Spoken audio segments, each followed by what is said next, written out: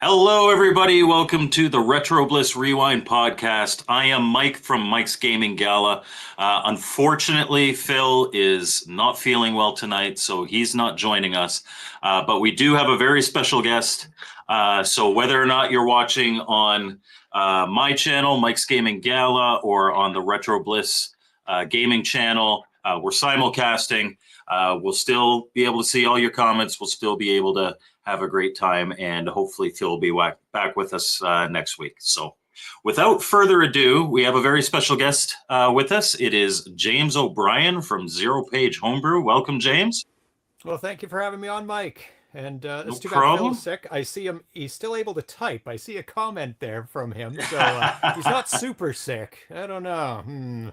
Obviously well enough to at least watch, and that's good. So you can all berate Phil in the comments, but we also have to bring onto the stage Brian from BD Retro Mods. Hey, Brian. Hey, Mike. Hey. Thanks, both of you for having me on. Thanks for no problem for inviting me.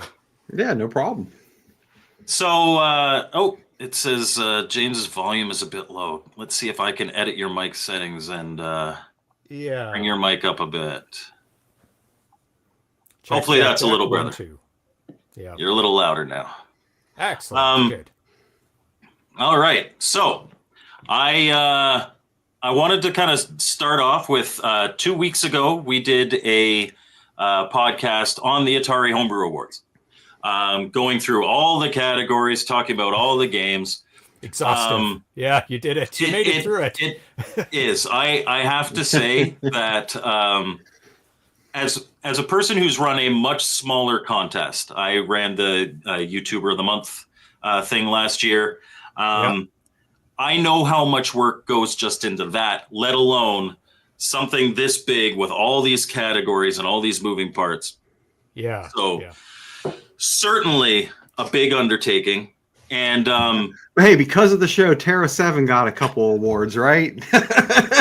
Yes, you were hoping for Terra 7. I saw you were really loving Terra 7, and it is a great game. It's got great colors, lots of action, lots of different styles of play, shooting things, collecting things, avoiding things. So you got your wish. Your vote counts.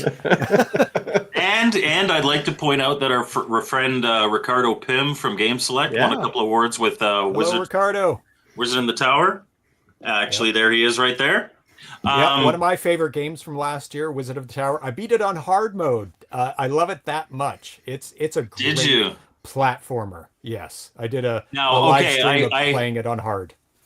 I have to ask: is there one of those? Make sure difficulty switch A is here and difficulty switch B is here, and then you get infinite lives or anything like? No, okay. Not that I know of. No, you do get infinite lives already in the game. That's not the challenge. Oh, that's right. Yes. Yeah. So the challenge is just doing the game. So you get as many lives as you want, and I used quite a few getting to the end of that. Oh, and Ricardo knew you could do it though. Oh, thank you, Ricardo. Yeah, platformers and shooters are my go-to games. Yeah. So when somebody in the community makes a platform or a shooter, I'm on it. I get that game on the show as soon as possible because I just love the hell out of those types of games. So after our podcast, you actually sent us an email because we were actually confused about some things. We're like, okay, is this the Atari Age Homebrew Awards? Right. Is it this? Is it that? Who picks what? Why are things here and not there? And you sent us a really long detailed email. It's like, hey guys, I wanted to answer some of your questions, and you answered like all the questions. And we thought it would be a great idea to have you on and talk about your channel and also kind of behind the scenes of the Atari Homebrew Awards. What goes into it? Who picks the games? Yeah. And I said yes right away because I thought that would be a lot of fun. Because I talk about it here and there in my show, but going on somebody else's show and dedicating a whole stream to it, I thought, oh, that's great. That'd be a lot of fun. And talking with fellow streamers that play homebrew games, yeah, Yeah. I said yes immediately. That was awesome. Thanks for having me on. For the maybe 2 people who might come across this video on either my channel or Phil's channel who don't know who you are, Zero Homebrew, you can find him on Atari, you can find him on Twitch, streaming live. YouTube. And the live streams are then uploaded to YouTube afterwards, so you can watch them really any platform you want. You get a lot of kind of exclusive first looks at homebrew games from the Atari community. You get some great interviews, some great guests, lots of kind of brand new news as it comes out. You've got, you could be found pretty much where you would want to watch online video. What made you start that? So maybe tell us a little bit about what started you into doing this. Well, you have to rewind quite a bit if you want to go back to the real beginning of what got me into broadcasting and playing games as well. But when I was like 9 or 10 years old, I was obsessed with radio. I would do fake radio broadcasts with my sister when she was like 4 or 5 years old, and we would do. I wish I had the tapes of those because they would be completely embarrassing. But yeah, so I was always obsessed with radio, and especially like alternative radio as well. So I grew up listening to radio and going through the dial and writing down radio stations from far away and their call signs. And at university, I worked for the radio station in the university I went to, and then in 1999, the people who made Winamp, if I'm sure I remember Winamp, yeah. remembers Winamp. So I used Winamp to play MP3s and stuff like that. But in 1990, actually late 1998, the people who made Winamp released something called the Nullsoft streaming. I can't remember the exact name, but they made something you could stream MP3s out to the internet. And people could hook into your computer using Winamp by typing in the IP address of your computer. And I thought, this is perfect, because for many years I was always dreaming of doing a pirate radio station, pump up the volume kind of maybe WZPH radio? WZPH radio? Well, I'll get into that. Yeah, pump up the volume with Christian Slater made me want to do a pirate radio station, but also didn't want me to make it a pirate radio station because he got arrested in the end of that. So when broadcasting on the internet came about, I thought, this is my opportunity to broadcast on the internet. So January 1999, like weeks after their software got released, I started a radio station called Rant Radio, and it was broadcasting nonstop for 20 years, from 1999 to I guess 2019. It's when I shut it off because I was too busy doing this stuff now. Yeah. So I had radio shows on there. I broadcasted, and one of my co-hosts, Darcy, if anybody watches the show, was a person that I did radio shows with throughout that time. And I've been friends with him since we were 13. And we've done, movies together and, other kind of media as well. So yeah, I did radio shows. And so let's fast forward into video games before people trail off. So we'll skip the silent film period and go right to that's right. So I would say around the late 90s, I learned about emulation. I was playing NES games through a program called Nesticle. I don't know if anybody was emulating way back then. Yeah. Nesticle was one that kind of was the first one I saw that could play games relatively well at full speed on a kind of crappy computer. Yeah. Fast forward a little bit. Then I don't know when. It's very hazy, but I would say mid 2000s, I found out about Atari 2600 emulation. Maybe early 2010s, that's when I started finding out about homebrew for Atari Hmm. 2600 games. And I was like, oh my God, there's new games for the 2600? This is amazing, because I've always been a fan of the 2600 back Hmm. to the early 80s. I've always had an Atari 2600. When things crashed, in the early 90s, I went to flea markets, went to thrift stores, bought every single cartridge I could that I did not have. They're 50 cents, a dollar. I Yeah. loaded up on everything. I have a huge loose cart collection for the 2600. But now, the only way you could play homebrew without buying it was through an emulator. So I played the homebrews on emulators. Then I found out about the community on Atari Age. And then I think 2013 was my first time kind of getting out there. And I went to Portland Retro Gaming Expo and went there and actually bought some homebrew. I think I can't remember which homebrew I bought first, but yeah, I went to like the Atari Age booth and other places there and bought homebrew games. And then I think in 2015, I went, you know what? There's not really a lot of homebrew channels. There's actually no homebrew channels for Atari 2600 games on the internet, period. There were shows that, did a one-off on really high profile games. Let's just say like Halo 2600 for an Yeah. example, because it has a name behind it. It was made by the president of Microsoft. So it had a big high profile, but it would be like one-offs here and there, but nothing dedicated completely. So in 2015, I bought like the RGB mod for the 2600, put it in my six switcher. It took me a while, a couple years to get that going, because when I do something, I want to do it to the highest quality possible.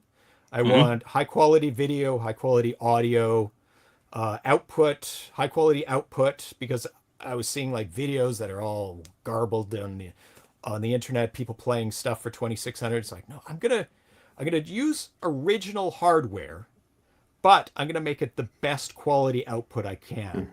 So I came across the RGB mod for the 2600. I bought an upscaler. It was a FrameMeister, which cost hundreds of dollars. It was quite expensive to put all this together. So it took a couple of years fiddling with stuff. And yeah, Thank 2018 is when I Sorry, launched. just I want to say a huge thank you to Yes. Rafal. Rafal, Phil appreciates the donation. He's watching on Phil's channel, Hey, Rafael, but that is a-okay. great Um, developer. Go and sorry, I didn't. I Oh, just yeah. when if somebody's going to send money, I'm going to shout them out. 100%. Yeah, definitely. You wanna shout out people that support you. So yeah, 2018 launched the channel. It was yeah, it was kind of weird and awkward, and don't look at those shows, but it took a couple months to get into the groove of things. I'm sure that happens with every single channel. So don't Look at watch the any early channel on stuff. YouTube. Please don't look at my first video. Yeah, I hear Yeah, you. yeah. And definitely don't look at the Intellivision poker one. I'm just telling you right now. No, that's one of my best ones. The poker risque review. That's great. So it kind of snowballed from there. I played games of people from the community. They came to watch the show. I played other games from developers. They came to watch the show, and it just grew and grew from there. And yeah, I talked to developers every single day. I have probably talked with in private message with every single developer in the homebrew community. Absolutely. It's a lot of work. It's pretty much a full-time job doing zero-page homebrew, because of the research I have to do for the games that are coming up on the show. I have to play them. I give feedback to the developers. I beta test tons of games before they even hit the public. You look through any of these manuals in the games that you can't see above my head, homebrew Yeah. games. I'm in a lot of the manuals of thanks for the not only showing it on the show, but beta testing as well. And I just wanted to give back to this community in a way I could with my broadcasting background, because they give us so many amazing games. They make that much money on them because it's such a small but awesome Nobody gets community. rich on homebrew. Oh, no. I definitely did not set out to do zero-page homebrew to get rich, because I know that it's a small but very tight-knit community, and I really, really love this community. They're super supportive of what I do, and I try and support them any way I can through zero-page and the Atari Homebrew Awards, which I did in my first year of broadcasting. So I did a year of broadcasting, and then I thought, what else can I do for the homebrew community? I'll do an award show. And so, yeah. That's really cool. And I was just going to say, it's funny how similar your entry into Atari homebrew community was to my entry into the Intellivision homebrew community. Because I worked as a beta tester, consultant, even voice recorder for a whole pile of Intellivision homebrew games. And then I was like, you know what? Nobody's covering Intellivision homebrew like full time. And yes, or at least not reviews. There are people talking about it, but they're not reviews. And it's the same even with other systems, including some Atari systems. There are not many people out there that do like actual reviews of games. And so I was like, oh, why not me? Because I have a broadcast background. I worked in television for 25 years. There you go. But yeah, I have very similar. Yeah, exactly. And I grew up in Vancouver. So there you go. Coquitlam to be specific. I live in Vancouver. Where do you live now? Your fellow Canadian? I am in Ontario now. I'm just outside of Toronto. But Very nice. I grew up in Coquitlam. Okay, not too far. Yeah, so it's really funny how similar that is. However, as a critic, like you wouldn't want me hosting an award show. So like you don't let Siskel and Ebert host the award show. You let them comment on the award show. Yeah, and I think that's a good distinction to draw, actually, because I don't. You're like a news channel. Yeah, I don't consider myself a reviewer. I will play the games. I will talk about the games. I'll talk about things coming out. But I don't necessarily like to criticize games, because I think if you've made a game, that's incredible. That's absolutely amazing. I agree. It's a huge accomplishment. My background's also in filmmaking as well. I've made a number of films. And it's a huge accomplishment to make a film, and it's a huge accomplishment to make a video game. So I will never besmirch somebody for making even the worst game in the world, because it's amazing that they did it, and you're only going to get better from there. So whenever I play a game on the show, I look for what they've done well and celebrate that. But not only that, give constructive feedback. It's like, what could make this game even better is this. That's most of what I do. There's been I've been doing this for almost 2.5 years. There are 2 games that I've raked over the coals, and not because they're bad games, although I thought they were. I have given a pass to games that I'll give a pass to a game I don't like. Yeah. It's if I can tell that it's a lazy cash grab. If the QA isn't there, if the effort isn't there, and I do judge that effort based on the programmer. Yeah. Because I know these programmers in many cases, not in all cases. Right. But I think I'm very fair. I'm not. I have said many times, my channel is not here to tear anything down. It's the fact of the matter is, like, physical homebrew is expensive. It is. Oh yeah. And so people with a limited budget would probably like to know what you think of a game, should I buy this one? Should I not buy this one? Yeah. Now we're going to move into So Jeremiah Thomas posted a question that I will be asking later. We won't get to it right now, but I will be asking later. It's a good question, though. That's a really it is an excellent question because Yeah. Atari owns the Intellivision brand, and we'll get to it. But so you've talked about, you were like, okay, what more can I do for the community? Yeah. And you thought of the Atari Homebrew Awards. Tell us a little bit about that, how it developed, and also like how it's done. Who picks? It's just you, right? No, I don't pick Okay. anything. I actually. Oh, sorry. No, sorry. I meant who runs. Oh, You run it. yes. No, okay, sorry. I will let you do your thing. Yeah, wording is very important. Wording's bad. Yeah, I organize it completely from top to bottom. So if anything is wrong with it, blame me. So let's just go over the big picture here. So Brian Mathern was who's in the chat right now, was quite instrumental in the early years of the Atari Homebrew Awards because he ran a comprehensive Atari Homebrew list for Atari 2600 games. So I leaned very heavily on his expertise in the beginning because it was my first year. He had his huge background and list of games. So I used that list to compile for the first year. And I've done that subsequent years as well. And now it started as just Atari 2600 games, and now it covers, as of this last event a couple days ago, all the platforms for Atari. Atari 2600, 7800, 5200, Atari 8-bit, Atari Lynx, Atari Jaguar, and the new one, Atari STE TT Falcon. That's all of them, unless you count the Atari Portfolio, which was a PC compatible little tiny thing that maybe one or two games get made a year. So, but there's not enough games to actually judge that. So from these lists, and this is a comprehensive list of every single game that's released throughout the year for each of these platforms, I add to them almost daily as I run across them on, all social media. On YouTube, people post videos of their games.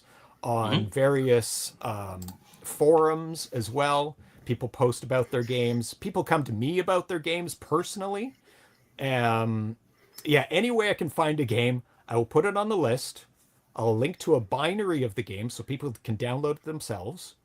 Or if they don't have a binary, I list a link to the video so they can see the game in development. Every single time they update the game, I update the list too with a link to the new binary. So you can imagine it's a lot of work.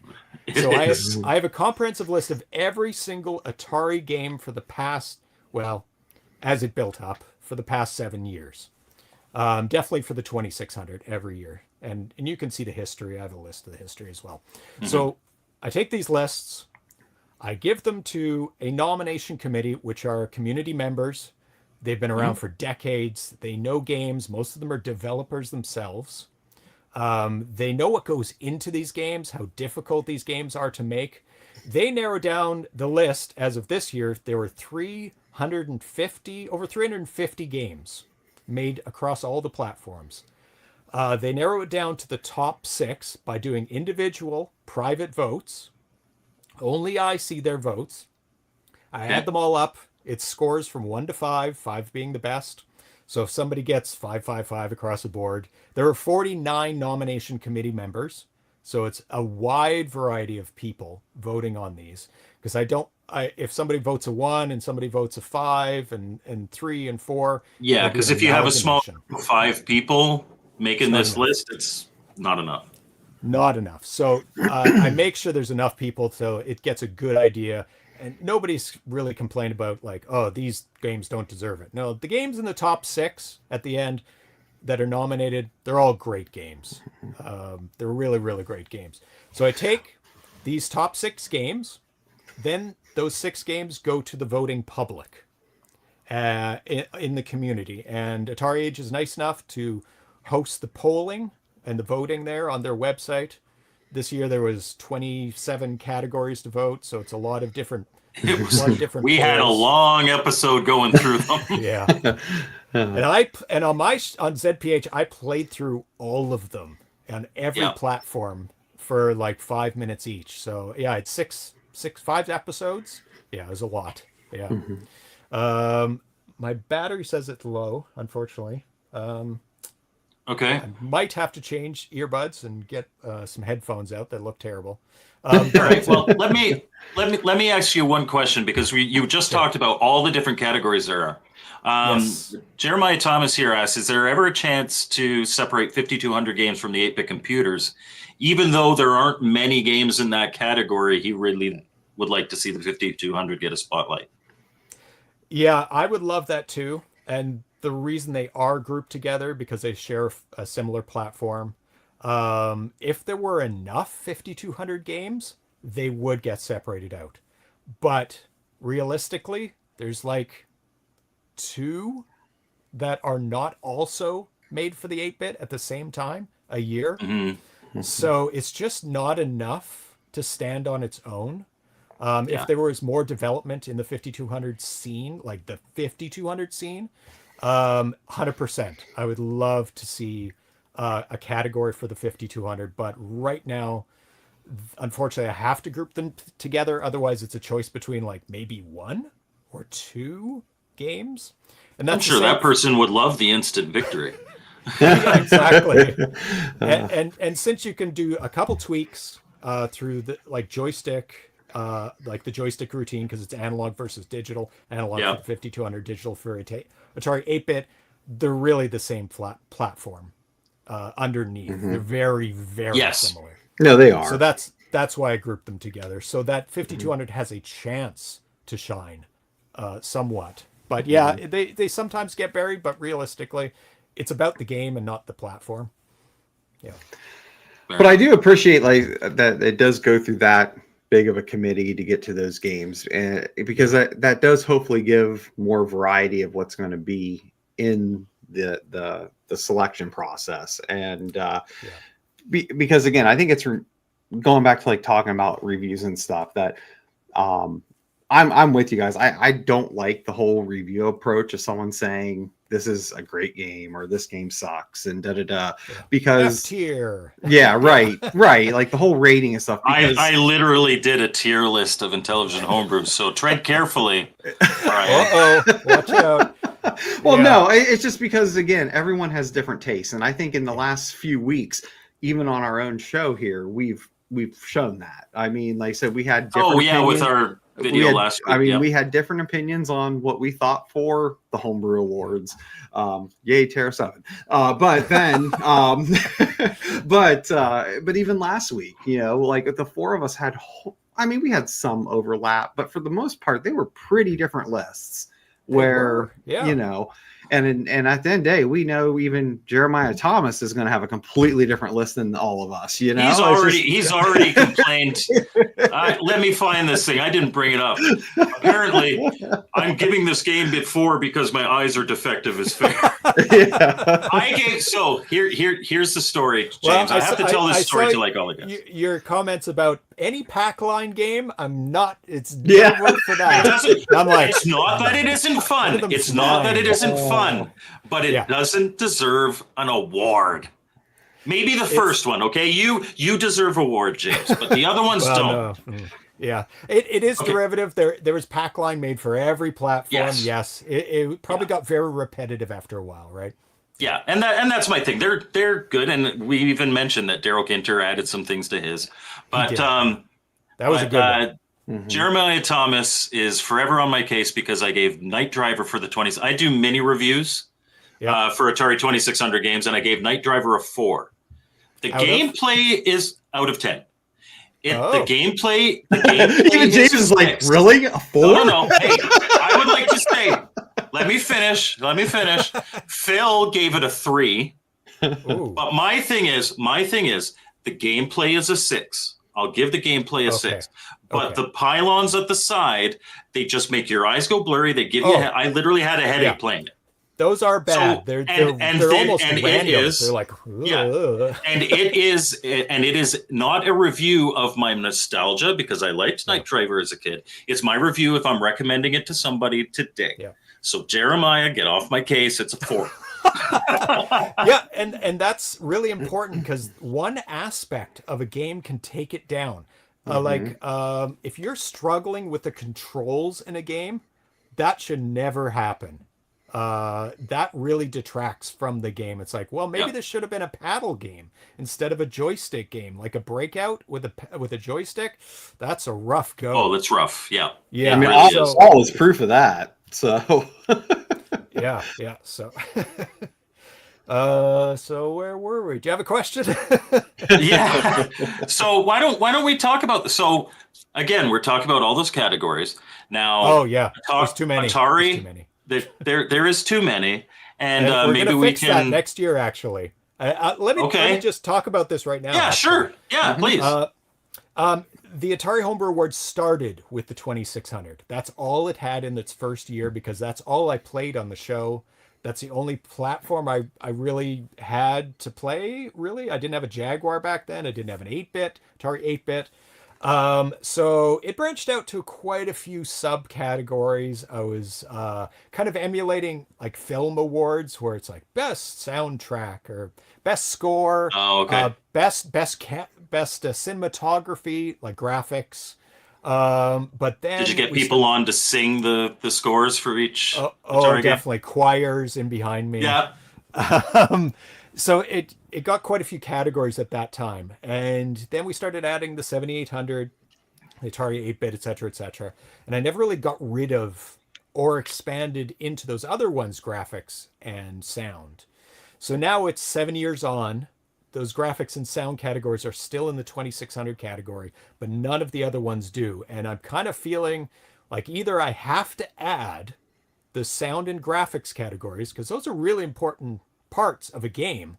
And I really like honoring the amazing work that goes into the sound and the graphics for each game. Mm-hmm. But if I added it for every single platform, we would still be doing the awards right now, 3 days later.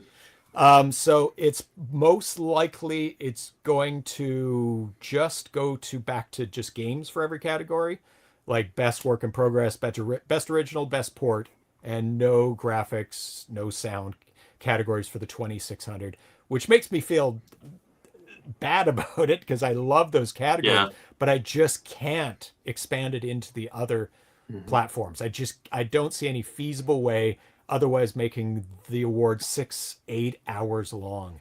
And the Academy Awards also have like a separate day for categories that people don't care technical about. Awards. Yeah. Mm-hmm. And I don't want to do that either because it's like sidelining them.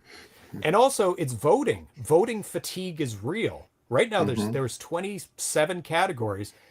It's brutal. Like, how can you vote in 27 categories, evaluate 27 times 6 games? It's not feasible. So it has to be realistic, even if I don't want it to be realistic. So that's a change that probably like 99.9% will happen next year. It's going to go down to like best game, best work in progress, best original, best things like that. So well, I guess that's go ahead. No, go ahead.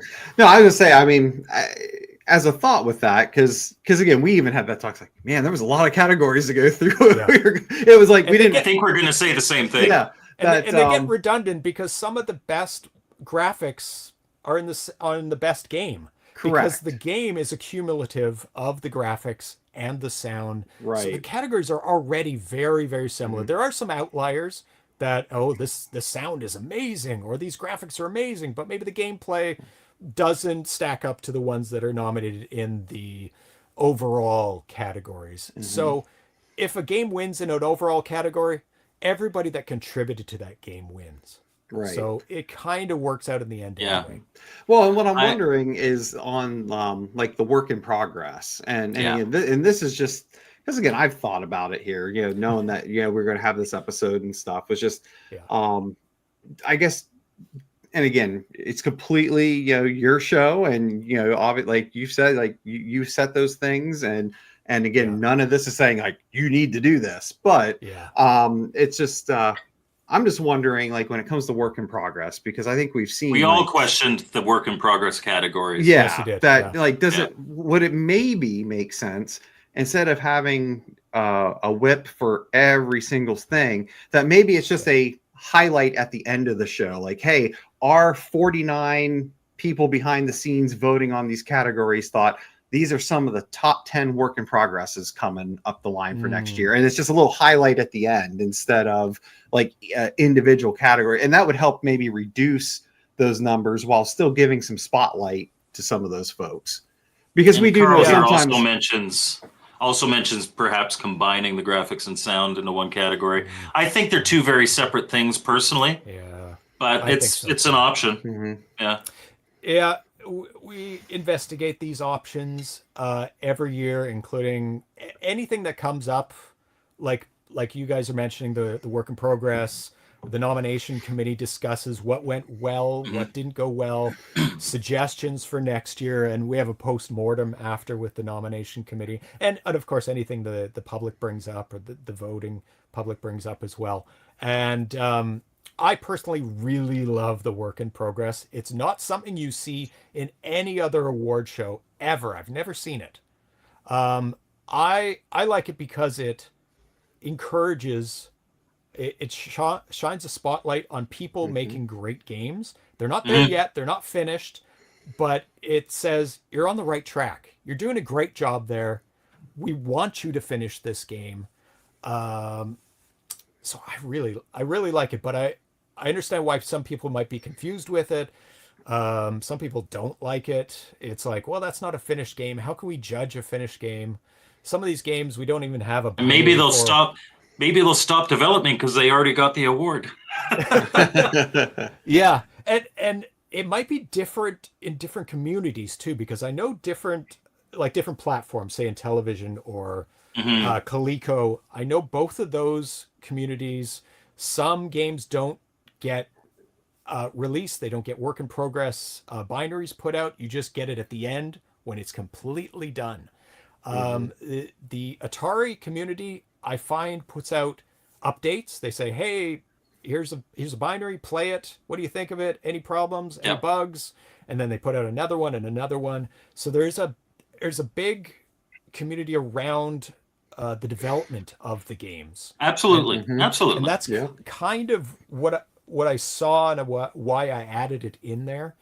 So it's something to look at. Rafal, I like it. Rafal here says the work in progress award to him is very important. Sometimes while creating a game, the dev loses motivation, and such an award or even nomination serves as encouragement and support. Yeah. So, and I agree with that. And that's why, like I said, I don't think you completely get rid of it. Like I said, if you're looking at possible ways to try to shorten stuff, I'm just wondering, is it like a highlight reel at the end? You know, like hey, here's some great upcoming works in progress that we think you really need to keep an eye on. And that's an option. Yeah. There's the other option too, and this could be applicable to work in progress as well. Like you have a general category of outstanding. I don't know if this would even work, but like it's outstanding sound or graphics respective to its system. But you're comparing 2600 to 7800. I don't think that would work. Impossible. It's well, impossible. if it's not using a pokey, complain. you could easily compare the two.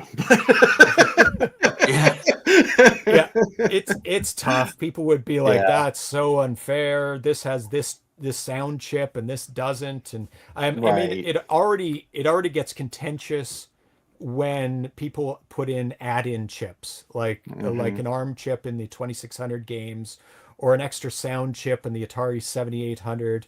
They put a Yamaha card in the sound. It's like, well, that's unfair. Or I didn't put one in mine. I don't. So, well, you could have. Nobody's stopping you. You just didn't. That's like going to the Oscars and saying that the people who put the 40 million budget, you know, why did you win compared to my $1 million film? Well, because I put the budget into it. Sometimes that happens. And we did create a category for the Atari 2600 games for that purpose. There's a 4K and under category because people are like, because even then you have to divide it. Yeah. So we made the 4K for people who are like hardcore old school. If it was back in the 80s and we only had 4K to play with, and I thought it's like a short film category. It's like a Yeah. smaller package. What can you do to pack into 4K? And I really respect those people who stay under that limit and make awesome games. For sure. And I mean, for me, to respond to Jeremiah here, I don't think that means that everybody that doesn't get nominated loses their motivation and gives up. No. But I think what Rafael Everyone was gets a saying is trophy tonight now. in some Ribbon for you. in Ribbon some for you. situations it can help motivate them. I know so many, for instance, like content creators who their views are so low but they have awesome content, and Yeah. you know, for somebody to give them a shout out or mention them, it encourages them. So you know, it does. It's just kind of that. And that kind of goes into something I wanted to talk about as well. Him saying that, oh, if they don't get nominated, they lose motivation. And I always hope that I try and have a standoff approach to the Atari Homebrew Awards. It's everybody gets to participate. They don't have to submit things. It's a passive award show. You don't have to pay an entry fee.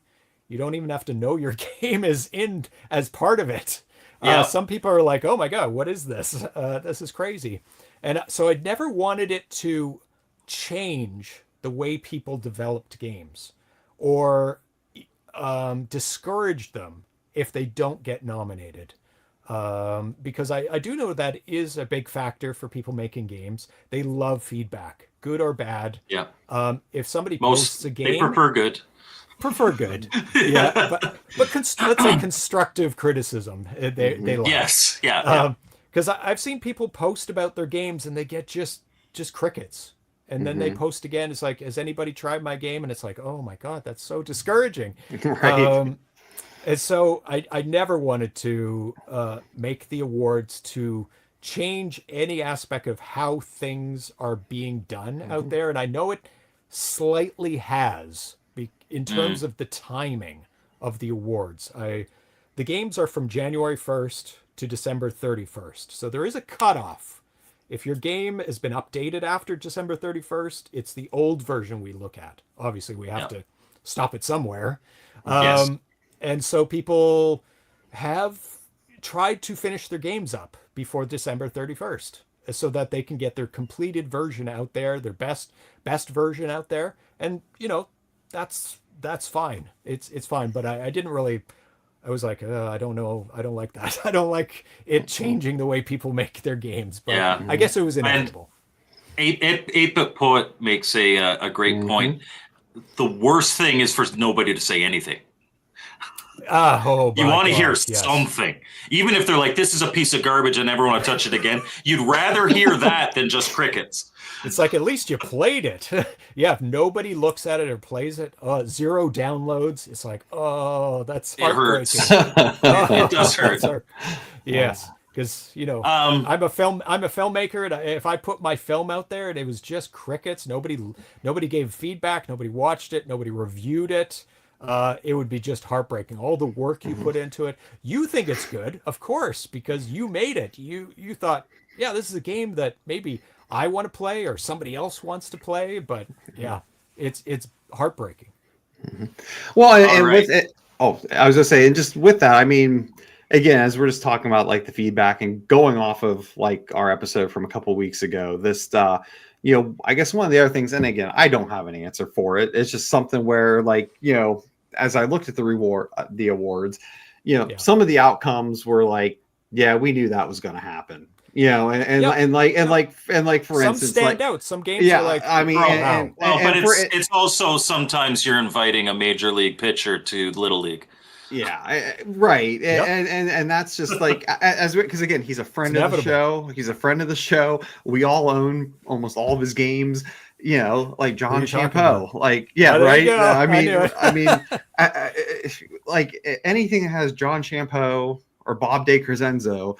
Yeah, we already know what that outcome's going to be, and it's just, you know, and with that, and again, when we talk about top of the top, he's the top of the top programmer. He's been doing it for ever.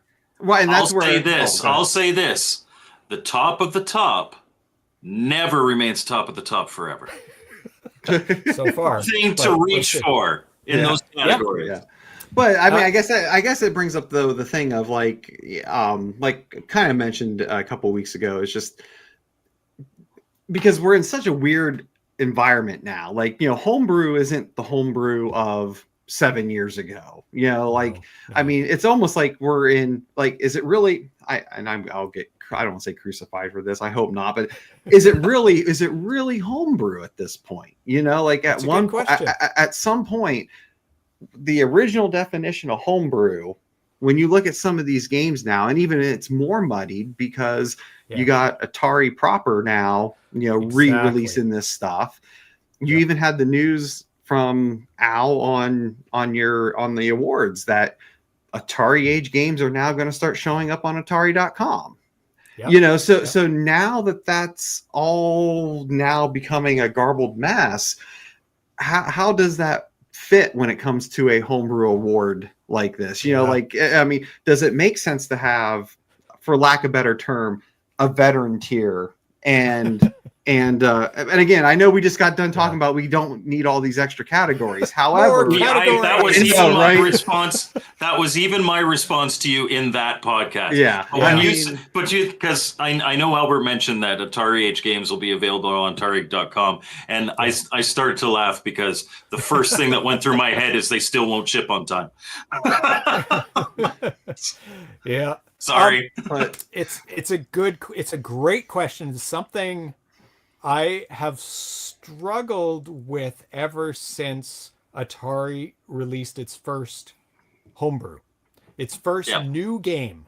Like, it's been reissuing old games or games that never got released, but they were always back in the day games. They're from the 80s. Maybe they were prototypes and somebody finished them off, or they didn't get released because of the crash, 83, 84.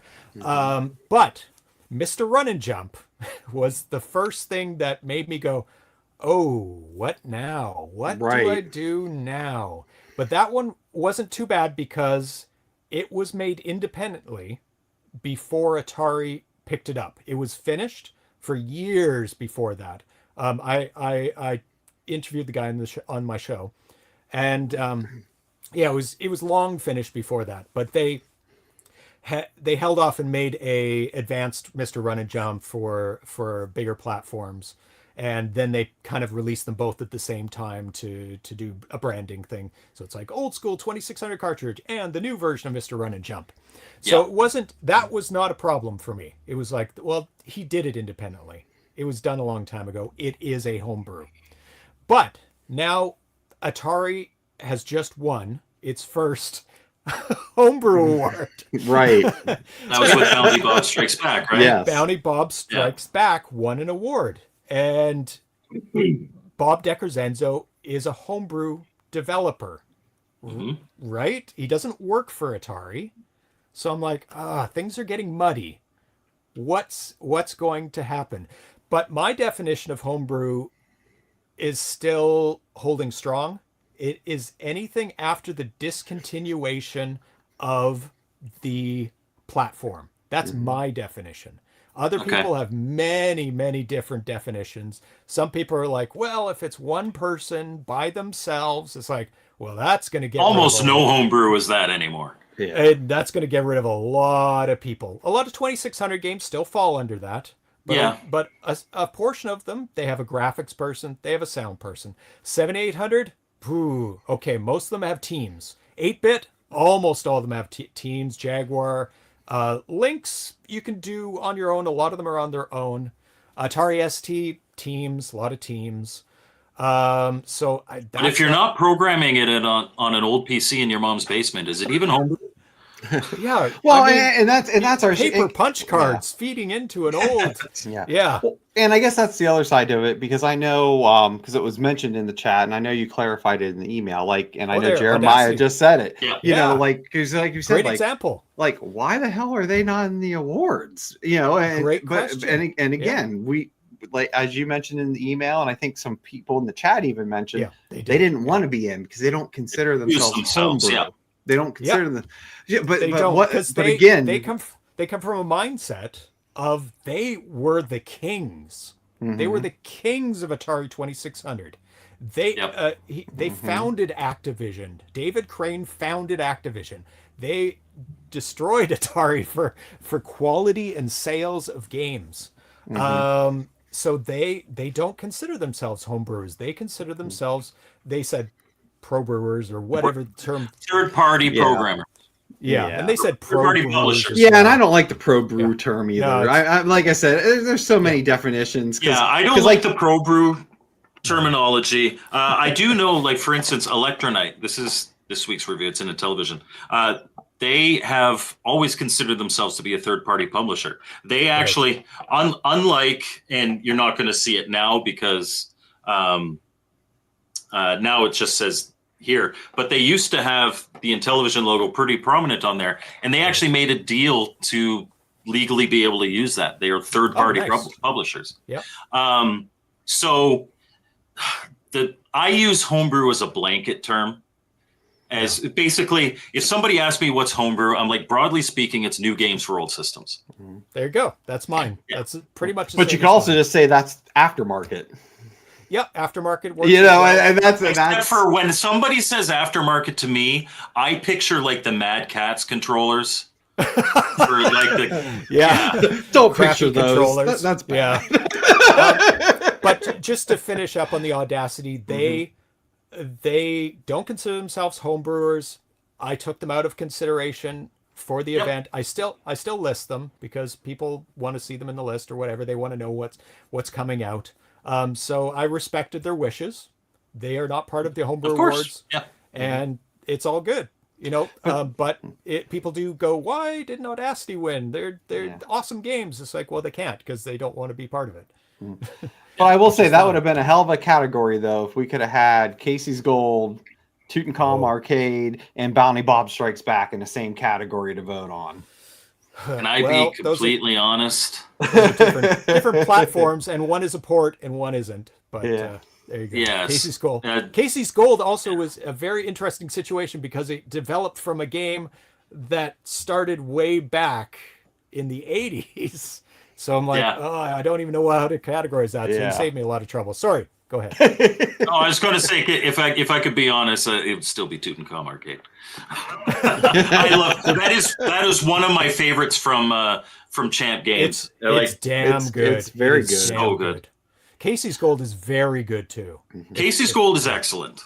It's really good. Don't get me wrong. I'm sorry. I'm sorry, Audacity. Please don't be mad at us. They don't want. Please come on the show again. Please come on the show. No, they're great guys. I love having them on the show, and we premiere all their games. So yes, you do. It was brought up by Jeremiah Thomas super early. I had planned to ask it, and we're kind of winding up. Like we'll go until we reach like a good conclusion, or somebody has to go. Where everybody stops. We don't limit ourselves to an hour, but we target about an hour. When we hit that awkward silence now. Just be warned. My shows are 3 hours long. I am well aware when I've had 15 minutes to get a piece of information and I'm scrubbing through the VOD. He's like, okay, there we go. That's when he's talking to whoever. Yeah. The question: Atari owns the Intellivision brand now. They have released. Atari Age has released its first Intellivision homebrew from Nanochess, Aklabeth. Yes, very cool game. This is just the included disc. I don't have the actual game on my desk here. Mine's over there.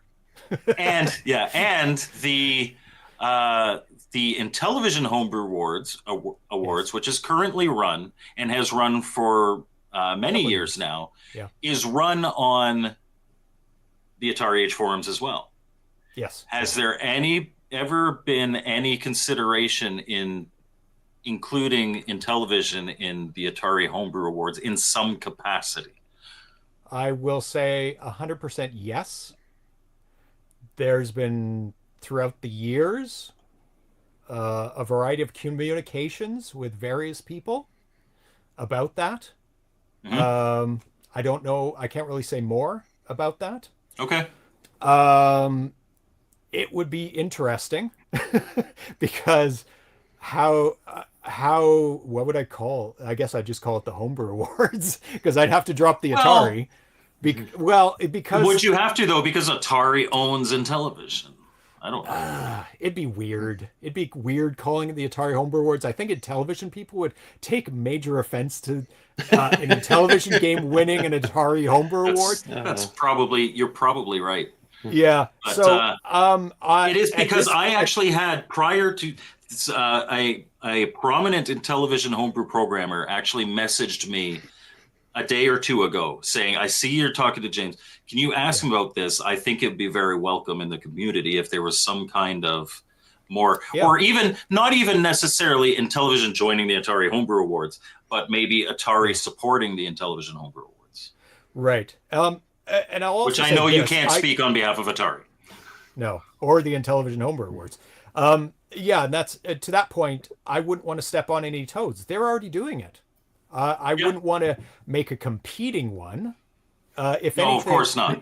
If anything, if it were to happen, and I'm not saying it would or wouldn't, it would only be in cooperation with the existing one. Because there were, at the point I started the Atari Homebrew Awards, there was no competition for 2,600 games. And I didn't want to compete with anything else that it was out there because I would just feel quite bad about that. And Ivory it would Tower feel like Collections- Pepsi getting judged at the Coca-Cola Awards is what Carl says. Yeah, that's great. That's a great analogy. And at Ivory Tower Collections throws a wrench into it. And he says, you can't call it the Homebrew Awards because you're only focusing on 2 brands. Yeah, I'd have to include ColecoVision. I'd have to include all the retro systems. Absolutely. I mean, just have a week-long award video, right? Yeah. That sounds like a lot of work. A lot of work. I think, and also at most, even if I was to do it, I am not part of the Intellivision scene. I do play homebrew Intellivision games very seldom, but I do. I have an RGB modded Intellivision to have great output, and I have played them on the show, and I will play them again in the future, but they're just one-offs. But I'm not part of the scene. I don't understand the scene. I don't know what awards would be appropriate, how to divide them up. I think it would be very disingenuous of me to get into the Television Homebrew Awards and go, I'm taking over now. I don't know anything about it. I haven't been part of the scene. I just own a couple on the shelf. It's better done by somebody who is really entrenched in it, who know the developers. I don't talk with any of the Intellivision developers because I don't play them on the show. If I did, I would talk with them. Mm-hmm. I know every Atari homebrew developer. I've chatted with all of them. I would say 99%. Maybe some of the Polish ones I haven't chatted with. But so I really feel I would have to know the scene. Yes, well. I agree. I admit I'm very entrenched in the Intellivision homebrew scene. And it has been, well, no, again, that's still an Ebert. I would say, Papa Pete, the old guy gamer, has been he hasn't been running it, but he has been doing the presentation of it for at least the last several years. I know the Intellivision Homebrew Awards have been going on for many years. But and I would fully expect that he would continue, or maybe the Intellivision gamer who's also big on news, like their news channels, more like yours. Like something new comes out, they'll show it. They'll talk about it. They're not really going to be like, this is what I like, this is what I don't like. They're just like, hey, there's this. Yeah. And it is interesting. Should do it. Absolutely. And Atari Age is going to have probably their first entry into the Intellivision Homebrew Awards this year. Beth. It's a good game. It's an excellent game. That to do well. Yeah. It is incredibly lucky that this is releasing in 2025, because this is Game of the Year next year, guaranteed. Oh yeah, nice. Guaranteed. It is so good. I was gonna say I know Spider Boy Games had a good question there, because I think we could all put some insight on that one. Sorry, which Spider Boy Games? Up a little bit. Oh, right here. Yep. Well, that's an easy one to answer. Yeah. It says, what is it about the 2600 that makes it more endearing and gives people a stronger affection for versus the other systems of that era in television, ColecoVision? Well, the first part is it It dominated sold that millions era. more. Millions and millions more. So a lot of people grew up with it in their childhood. I mean, I played 2600 in my childhood. I didn't have one. I had no computer system, no video game systems. I played at other people's houses. I had a Commodore 64 was my first computer or even game system. But I played all those systems at other people's houses in television, Coleco. But everyone had an Atari 2600. So that's part of it is the nostalgia. And that's a huge driving factor, which is a question we'll get back to later on for you guys that I have for you guys.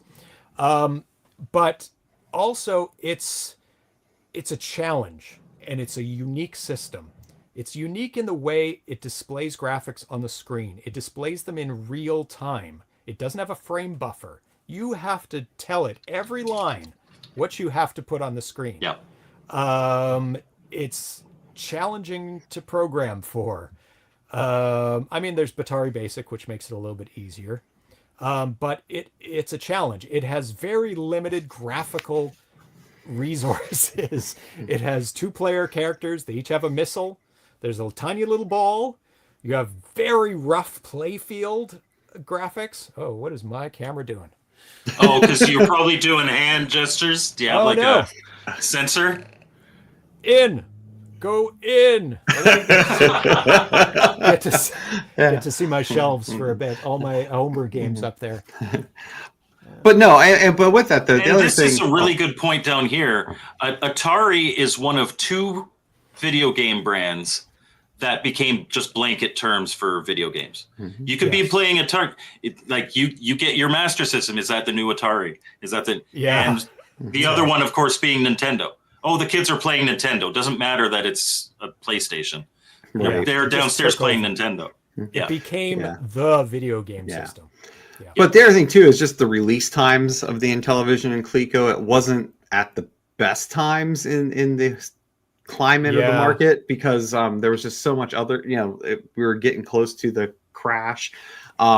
Especially ColecoVision. I mean, that one had just the worst luck coming out when it did. But and they're both great systems. They're so good. They are. But it's like that same argument that you had like back with VHS and Betamax. Like Betamax was the more superior product, but VHS is the one that pulled through. Well, it's because they didn't overly license it. Yeah, but Sony. Oh, why every time? Yeah. but with the Atari too, it was entrenched and it was simple. I mean, it was a 1-button controller. I mean, when you look at Intellivision and ColecoVision, it was such a step up. Oh my God, so many buttons. Yeah, right. Right. And I mean, and then it got re-released. So like even it was re-released as the budget console during the NES period. Yeah. 92 I mean, it was on the shelves still from 77 to 92. It had a long run. So when people's minds. Yeah. And the reality was like NES was very expensive. Like many people didn't have it until probably the later 80s when you had the more bundled up, cheaper version of it. And but again, you could go buy an Atari for $50, and buy under a whole bunch bucks. Of under 50. Yeah. Yes, that's right. Under 50 with the Junior. And I mean, so again, it was just when you have a console that was out for almost 25 years, I mean, being produced, I mean, that's why you have the appeal to it that you do.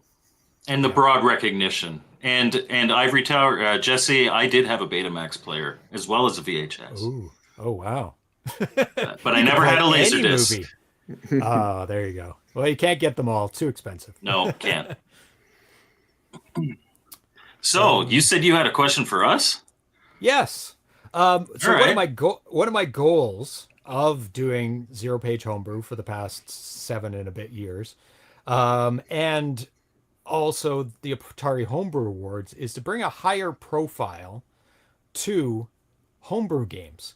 Now, whenever you see a post or a video about a classic game for Atari 2600, It'll get just enormous response and views and reactions and comments. I remember playing this game. It was so awesome, blah, blah, blah, blah, which is fine, which is great. People have nostalgia for them. But somebody posts about a new game for the 2600 or any of these systems. And it'll get, and let's say it's a Champ Games or it's an amazing game, absolutely amazing game, pushing the limits of the system. And crickets. It'll get, a little bit of response.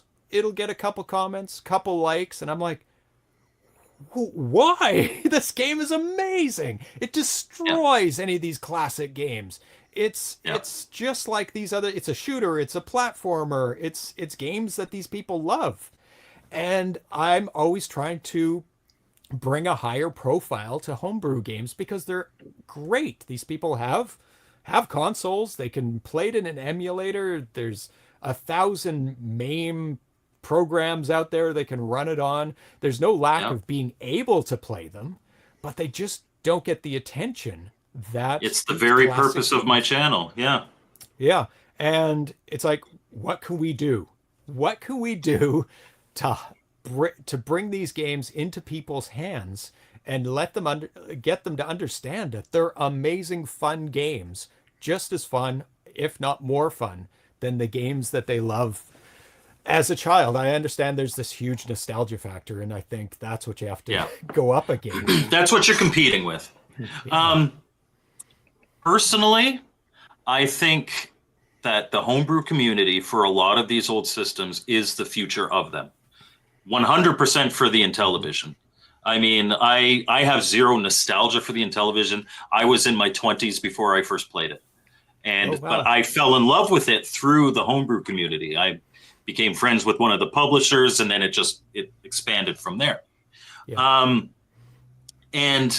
But I think a big part of the barrier is the cost of entry, particularly with Intellivision, because the emulation scene on Intellivision is difficult. Now, there is, and Retro Bliss has a video on his channel on how to set it up, but Michael Hayes has a front end for the JZINTV emulator, which is the best emulator because it runs the LTO flash, the LTO stuff, not LTO, the JLP cartridges, not the cartridges, but the ROMs.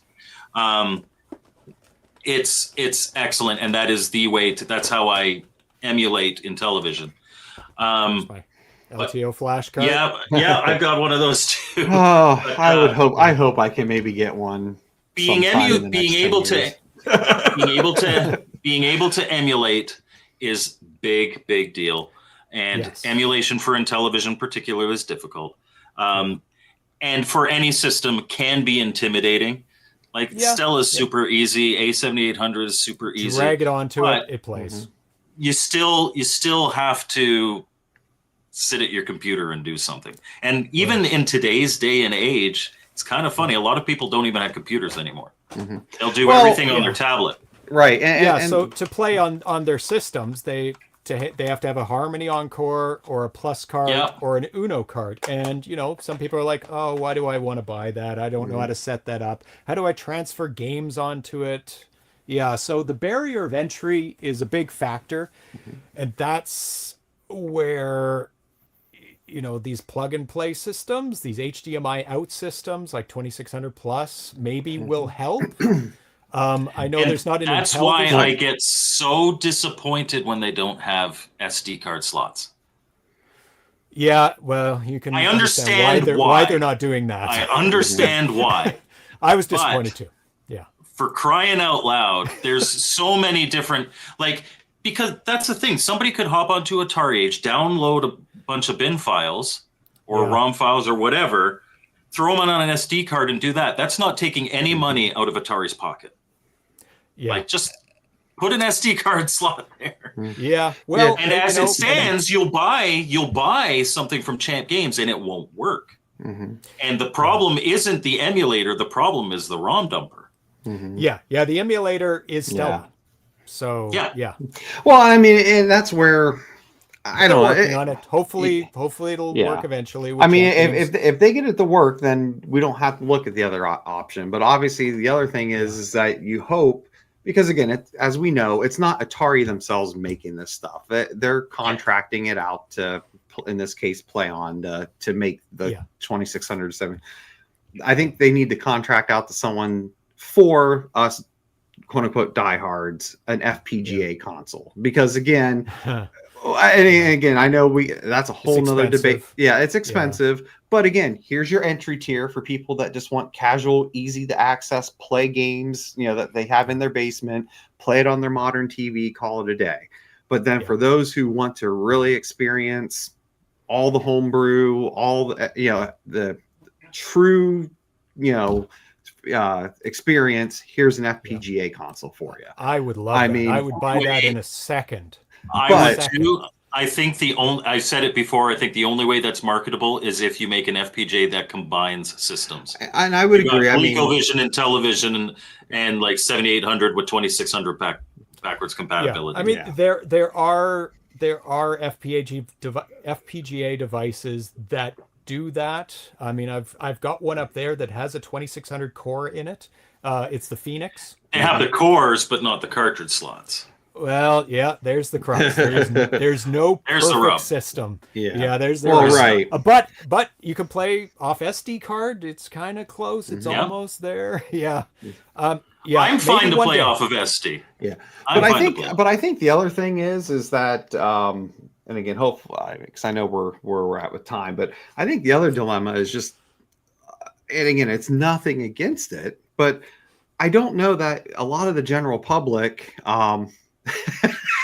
You always got to throw something in there, Poe, as a shameless plug. I appreciate it. We are all shills for media. But that's right. But no, it's just I don't know how many people. Yeah, I don't know how many people like go to Atari Age on a regular basis to look on stuff. And the thing is so when you talk about how do you get it out there, I really think there has to be other avenues. And I'm not saying I have all the answers to it, but like. I think the more that people can show that stuff on like YouTube, because again, we've become a society where we don't want to go get that information. We want it to just be provided to us. Spoon-fed to us. Spoon-fed to us. So if it's not showing up on a feed of some sort, people aren't going to realize it. I also think with Albert's announcement, and I've said this numerous times on the show, there needs to be a better blending between Atari and Atari Age when it comes to the production of cartridges. Because again, when you talk about that cost of entry and just getting it out there, again, if people aren't coming to Atari Age on a regular basis, they're going to have really no idea about all these homebrew games. I mean, unless they're subscribed to your channel, you know what I mean? But like when it's under Atari and they can get it for $30, that makes a whole different situation. Oh my gosh, here's a brand new game, and they don't even necessarily see it as homebrew. It's just here's a brand new Atari game. It looks cool, and it's only $30.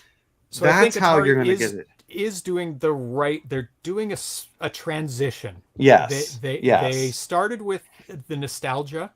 It's like, here's some old games, here's some classic games, here's a bunch of cartridges. We have a system you can plug cartridges into. It goes to a TV. And now they're transitioning a little bit into new games like Bounty Bob Strikes Back, which is it's a new game for the system, but it's an old game.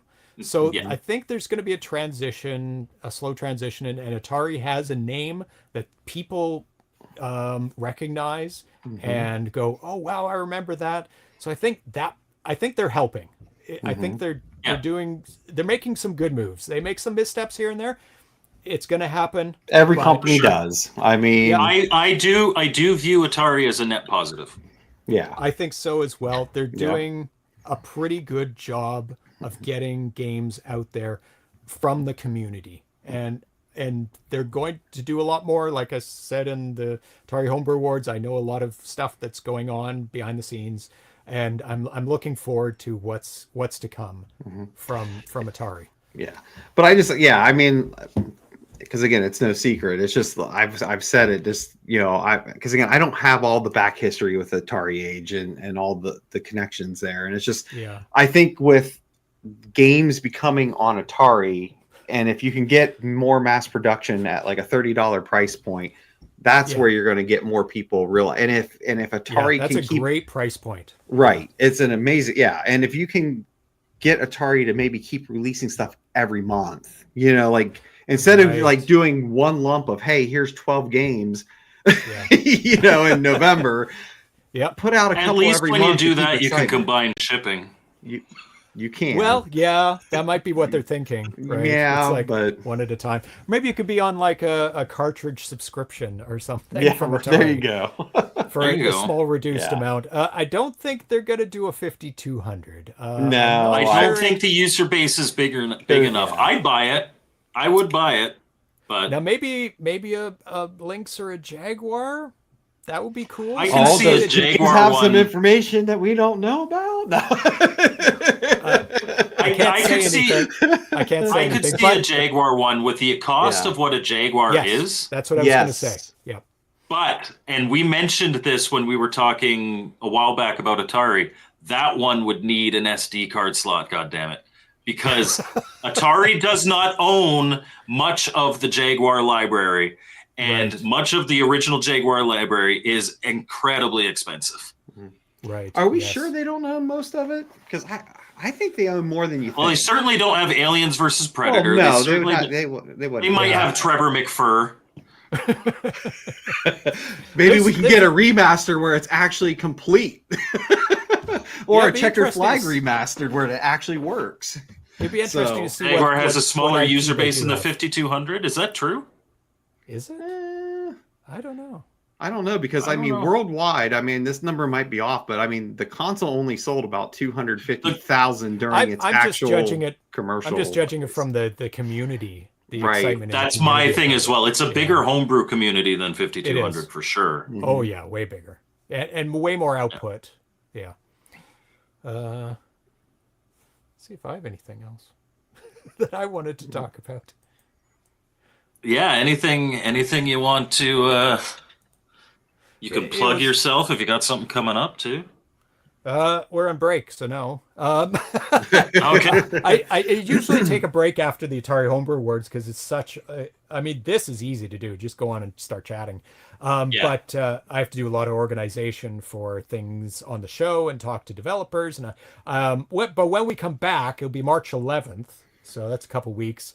We're going to have a ton of world premieres of new games for the 2600 and 7800 when we come back from break from some great developers in the community. So I don't know, tune in to Zero Page Homebrew on YouTube and Twitch Live, Zero Page Homebrew. And the name comes from Zero Page, which is a programming thing on 8-bit computers. There's a page of, there's a bunch of addresses on 8-bit computers that have very fast addressing modes because you only have to address 2 bytes. No! Bad. The hand gesture made it move again. So I thought, that sounds cool. Why not make it into the name of the show? And then added Homebrew on it. And you always have to make it unique. Something unique that people will be able to find. Yeah, not just like that guy that plays old video games. Yeah, that's right. And I'm wearing a shirt it says 100% couch compliant. And that's a thing that came up on the show because I was always complaining because I have my system over there. Let's see if I can pan down to it. Way over there. There's the 2600. There you go. And is that good? No, up a bit. And so every time I have to throw a switch on it, reset or game select or anything, I was like, I have to get up and do that. So I complained so much that people started talking about get their games couch compliant. So you don't have to get up off the couch. Oh, yes. And so because people in North America, they get too much exercise. That's right. So I can say I had a minor influence on the homebrew community of making 2600 games have everything in the menu, everything able to be changed from the joystick, from the one button itself, and almost no games now you have to get up and change any Hit the reset switches. Yep, they're all couch compliant. Almost all games now for the 2600. Because my complaining, which is fun. Although I will say that actually a lot of modes in even in Champ Games stuff specifically, he still uses the switches for some stuff. But for your base gameplay, you can do it all through the menu. Yeah. There are some hidden stuff that you can do. Yeah. And Jeremiah Thomas says you should always be within arm's reach of your 2600. That would be nice, but it would clutter up my studio here. I need a place to walk through here. Yeah, I mean, for me, I mean, we'll just talking nostalgic when I was a kid. When you sat down to play 2600, you never sat down with one game. You sat down with 5 games. So you're constantly changing them out. So yeah, you want to be within arm's reach of your 2600 if you can be. And that's why it had such a long RF cable and power cable, so it could be on the table and short controller cable. That's right. So I'm like, damn. So I have 9-pin extensions for all of the systems, and 15-pin extensions for my 5200. Mm-hmm. Yeah. Oh, and I play all the systems. I don't emulate anything on the show. Everything is done on an actual console, modded to the highest video output possible. RGB if I can, S-video for things that don't have RGB mods. I even modded my Lynx so it has VGA output with an external joystick control. Shout out How to many King holes Retro. have you drilled into consoles in your life, James? I try not to. I try to use existing holes, but sometimes Thank you. I have never modded a heavy sixer and destroyed it, so I never would do that. Mine is a light sixer. There's a billion of them. Not a big deal. I would never destroy something precious. That's for sure. I have to confess that I now have an RGB modded in television, but Very nice. it uses the existing RF hole. Oh, perfect. That's great. And that was he's in our chat. That was Ivory Tower Collections. Of course. Yeah. He's awesome. He does a great job. And this He's was done a couple of my systems. I've been asked to keep it anonymous, but this was a gift from a supporter of the channel so that I could record a lot, because a lot of Intellivision homebrews, remember I said how I think that ROMs are the future of a lot of these systems. Yep. A lot of these publishers don't release their ROMs. So for me to get really good footage, this thing is invaluable. Exactly. And that speaks back to the differences between the different platforms that I was talking about. Like Intellivision is different than Coleco, which is different than 2600. Even within the Atari realm of things, each platform, each community acts very differently about the way they release games. And even around the world, people act differently. There's a big Brazilian community for the Atari 2600. And it took me many, many years to get them to trust me with their binaries. Because piracy is rampant in Brazil, even for 2600 games. So they're very, very protective of their games. Which I can understand. Oh yeah, once it gets out there, people will put even like demos on cartridges and sell it as the full game, and it's like, oh my god, that's crazy. So yeah, it's very important to understand your community and how it works, and work with them to be able to present the games in the best possible way you can. Yeah, and that's always been my thing, and I will ask for the ROM, and if somebody says no, I'm not going to be like, well, then I'm not going to review your game. I'm not that guy, but obviously it's much easier for me if I've got the ROM, and I would never share anything. But I'm not going to be like that. I'm gonna wrap this up with Dark Ride Arts. You just did the awards, and you have said yourself you are not part of the nomination committee.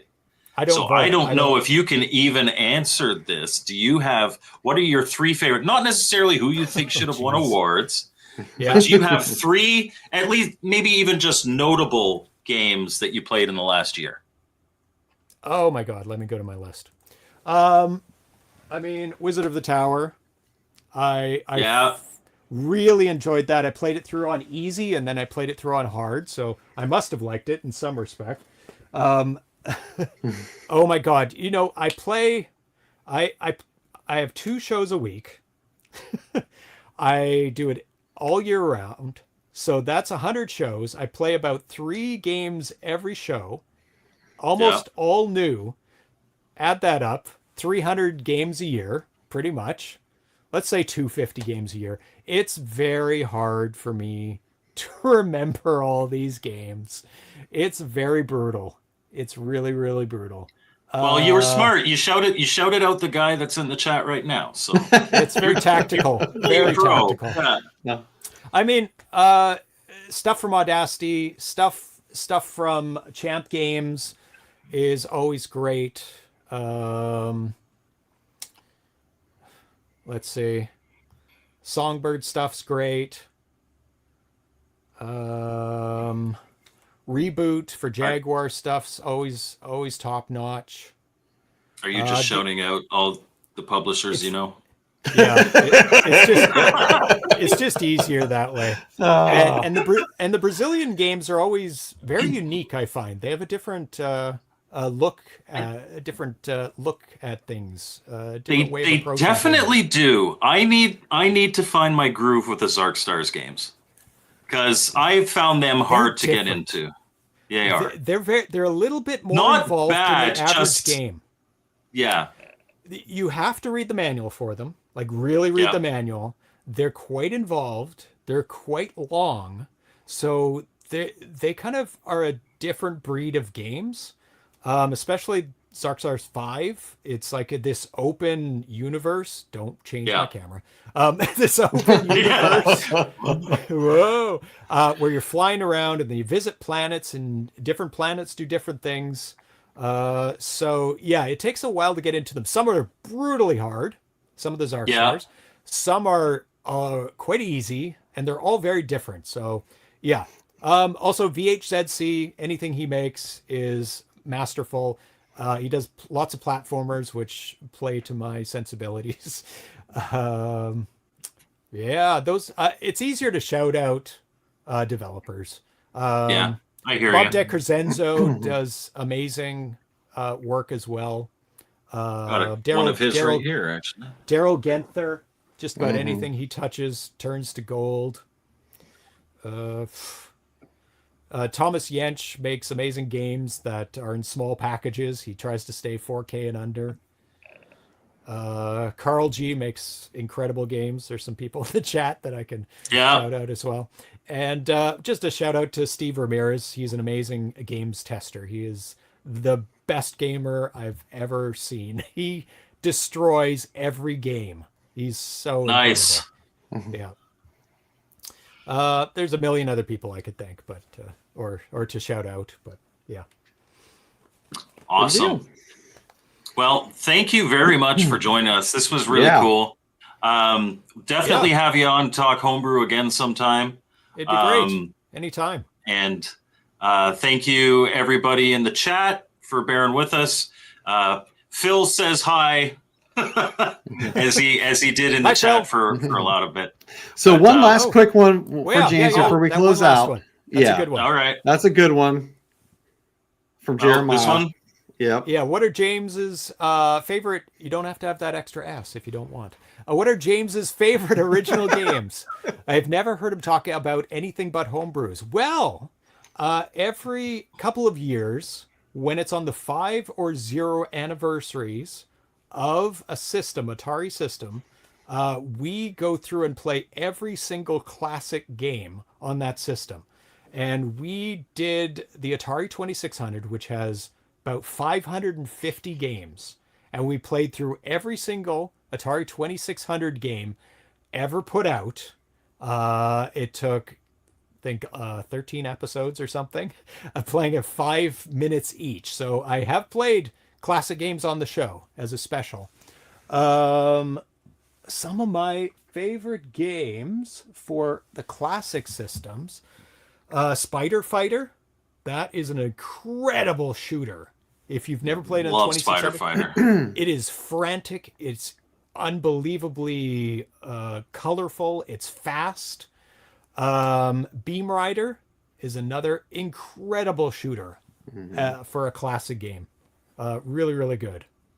So those are about two of my favorite games. Frostbite's really good. It has incredible That was on joystick my handling. list, yeah. Yeah. Yeah. I'd have to see the list in front of me. Most are Activision games, but Oh yeah. I hear you. What's one game that really surprised me? Some two-player games are really fun. That you wouldn't think are fun when you play one player. One that really stood out, I think it was Capture the Flag on the 2600, a classic game. Yeah. And two players, we played it, two players, like, oh my God, this is really good. A game that I find the same for the 1 versus 2 players, Maze Craze. Maze Craze with 2 players is awesome. Oh, yeah. I love Maze Craze 2 player. That was pretty good too. Yeah. Except if it's dark. I don't like dark mazes. That's my nemesis. And I know some the developers invisible. Yeah. No, you don't play that mode. My God. Yeah. What are some of your guys' favorite? Just We did a whole top thing two. last week. Our top Well, 10. it should be fresh in your mind. Just top two, top three. My number 1 was Space Invaders. That was a nostalgic pick. It was the first video game I ever played. It was my dad's favorite. And my number 2, I might even have. Yeah, I do. My number 2. That's my Intellivision list. Sorry.